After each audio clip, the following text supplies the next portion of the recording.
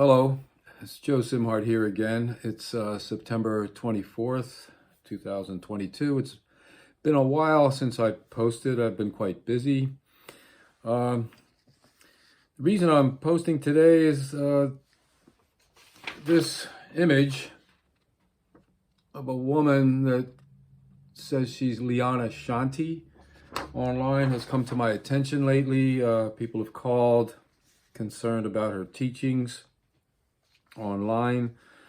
Something called the Health Mastery Institute she runs, and a number of other things in her website, counseling services and religious spiritual services. Some of the things she teaches seem to come from a group that I'm quite familiar with and was quite interested in over 40 years ago, the I Am movement. I'll get into that a little bit later.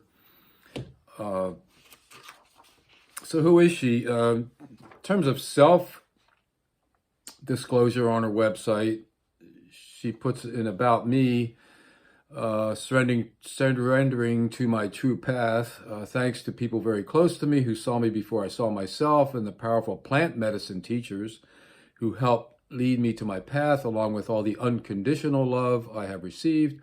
I am finally home, aligned with my true life path. She goes on to say that when she was a lawyer, she was always finding people coming to her for advice. She would help them find their true gifts, motivating and encouraging people to go for their dreams, to quit their jobs they hated, to stop living lives other people wanted them to live, and to find the courage to free themselves from the conditioning of their families. In some places in her teachings, she talks about the family cult that can inhibit you in your growth, the conditioning of religions and society. And she said, I was born a empowerer because I was empowered by my parents. The biggest challenge I faced was the struggle with my ego. I let go of everything I thought I was in order to become who I am. And I am is written in caps. I am, very much like you see it in the I am discourses. It's a reference to the fact that we have this magic presence, or the presence of God within our aura. And once we recognize that we, in fact, are God. We have the spark of God within us, the way the old Gnostics would say. And once we recognize that, we become enlightened. And from that particular point, we can teach anything we want, because it's all coming from our God self, or from Jesus, or whatever source you want to call it. She says here also that what was I looking at? That from age 2, she felt that she needed to surrender to Jesus. And in fact, she claims to be Jesus' sole representative in the spiritual sense, not in the religious sense today for the planet. She's been around for at least 6 years, 7 years, has gained a lot of followers, has a rather slick website, which I'll post as a link. But there's been critics coming out. The calls I've been getting have been saying things like, was posted on Reddit here, that she's a charismatic leader who is the ultimate authority. She always posts glam shots of herself, similar to this. Of course, this is not what she looks like, not in any least. She, this blonde, buxom, wide-eyed creature that she posts on her website.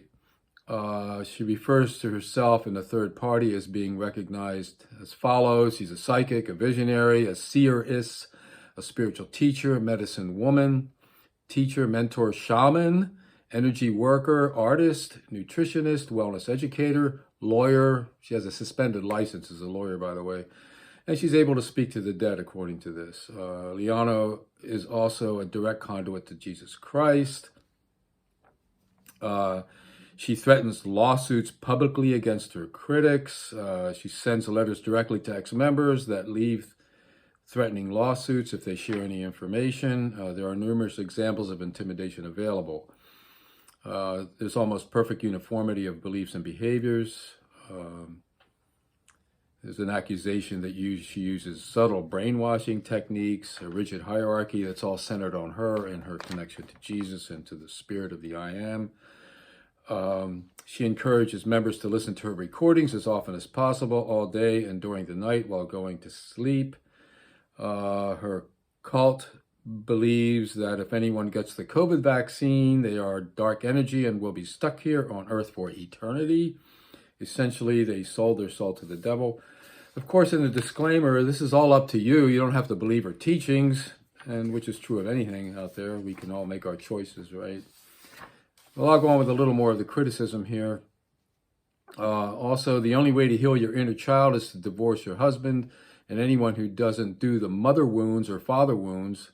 In other words, all of us are wounded by our fathers and mothers who are imperfect parents, some people more than others, and she has a way of, it costs you some money, but you can go in there and for instance, heal yourself of the mother wound, the father wound, etc. Narc wounds programs are narcissistic and are dark energy. So narc in her language, loaded language, is a stand-in for narcissism. She encourages members to do several coffee enemas throughout the week to heal from parasites and remove dark energy from their body. Of course, coffee enemas are quite controversial and need to be examined medically if you're going to use them. Followers must move to safe spaces like Florida, Montana, or Texas, and maybe even Hawaii, where she was based for some time. There's a world apocalyptic happening, some kind of a great ending. She uses astrology quite a bit, for instance, to help inform herself of this stuff. And so 2025 is a big event year for this group. She said dinosaurs never existed, but dragons did. Liana claims she's been struck by lightning 3 times and has the power to see the future and the past. She claims she can heal people with her voice and speak to the dead. Claims to be a prophet. And she claims here that at the age of 2, she would have cried uncontrollably and become emotionally distraught because she didn't know what Jesus wanted her to do on earth. And of course, now she does. And you can read about that and listen to her on her website and her workshops. Some of them cost many thousands of dollars, so be prepared. And also, you might get sued if you reveal anything you learn in her workshops or reproduce them without her permission. Of course, we can understand that. She has them copyrighted, and that is her right. So she also sells her art at lianashantiart.com. I'm an artist. I'll reserve my judgment of her art.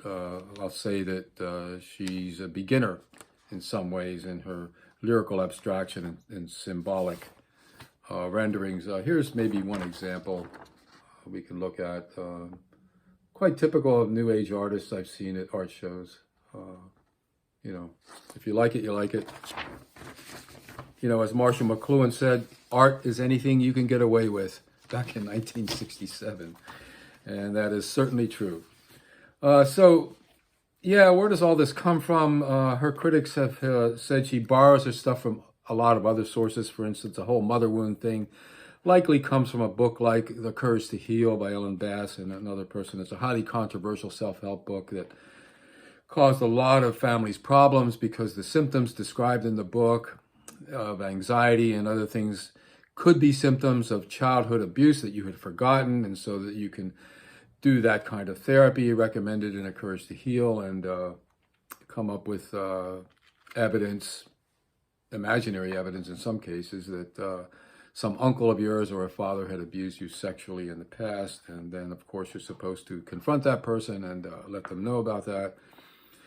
And if the person never did any such thing, they're left with this broken relationship that could take years to heal. In other words, by going into this kind of pseudotherapy to heal the mother wound, you can actually deepen the wound, and then you have to heal from the wound of this particular rabbit hole or occult or whatever you want to call it that could take years, and then to heal the relationship with your parent afterwards. So there could be a price to pay for following the teachings of this kind of a healer. You know, of course, there's this disclaimer that all these kind of life coaches and healers and mass therapy groups have before you sign on for their teachings. And, you know, it's all copyrighted. By using my website and products, you agree not to hold me or my affiliates liable for damages, including lost profits, lost savings, or other incidental consequential or special damages that may occur from following the advice or ideas shared in my videos, blog posts, newsletter, or website content. In other words, follow my advice and use my products and services at your own risk. Information on this website is provided in a good faith effort to educate. However, each situation is different. Use your best judgment. I am not a licensed healthcare provider. I am a spiritual teacher and a mentor, etc. And this is copyright Life Mastery Network, registered in Las Vegas, Nevada, 2022 at this point. Anyway, yeah, follow her at your own risk. So one of the things I noticed with Liana Shanti is she does a meditation that I listen to using the violet flame that you're supposed to imagine cleansing you internally. She guides you with her voice through a meditation of the violet flame. It's very similar to Elizabeth Clare Prophet's use of the violet flame and the I Am movements, Guy and Edna Ballard use of the violet flame. Here's Elizabeth Prophet in this book, Science of the Spoken Word, which explains how to use the violet flame. There's one of these chants on page 122 of this book, and Elizabeth Prophet is leading the chant. You can get this on audio tape. Oh, violet flame, come, violet flame, now blaze and blaze and blaze. Oh, violet flame, come, violet flame, to raise and raise and raise the earth and all thereon, the children and their teachers, the plants and elemental creatures, the air, the land, the sea, make all to understand. I am, the fullness of God's plan, fulfilled right now and forever, and so on. And this book has a whole host of violet flame decrees in here. You know, one of the first you learn in this particular group is, I am a being of violet fire, I am the purity God desires, you know. So this violet flame use goes way back to the I Am movement. The I Am movement, Guy Ballard, borrowed the idea of cosmic rays and color codes for prayers and affirmations and decrees from a guy named Frank Robinson in Moscow, Idaho, who started a cult called Psyche Anna. I'll put a link to it. He was one of the first people to have great success in mail order religion. This is way before the internet, but he had a mail order religion, and every week he would send out these lessons and color-coded prayers, so you could pray with the violet energy, you could pray with the pink energy or the yellow energy or whatever, and cleanse yourself in New Thought fashion or New Thought religion of all kinds of dark energies or whatever in your aura and in your consciousness. So this little look at Liana Shanti and her group and her teachings, I hope might help some people to research further. She's one of perhaps thousands out there of life coaches and spiritual teachers on the internet right now. She's quite well organized. I think her website's sort of slick. It can attract what I would consider naive people that tend to believe in this kind of magical therapy. But, you know, it's a free country. It's up to you. And like Marshall McLuhan says, art is anything you can get away with, and so is spirituality. So be careful if you're going to go into any kind of a direction of the I Am. This group was sued by the U.S. federal courts in 1940 for 19 counts of fraud. You can look it up in U.S. versus Ballard and check that out. All right, I'll leave some links for what I said, and I appreciate you listening. Until next time, thank you.